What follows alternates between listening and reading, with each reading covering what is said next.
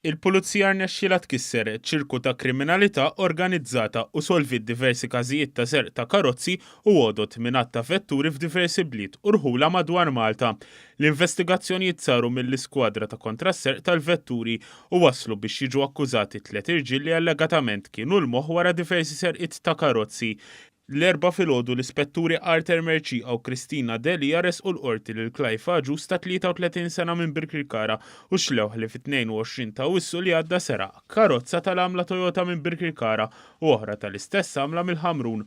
Huwa ammet tal-akkużi miġjuba kontrih bis-sentenza finali mistennija tingħata nhar it-tlettax ta' Settembru li ġej. Sorsi qrib l-investigazzjonijiet qalu li Agius inqabad fil-fatti suq van iżużu misruq, ġie mixli wkoll li għamel ħsara f'vending machine f'Taxbix u sara oħra mill-imsida u xeħita fil-baħar.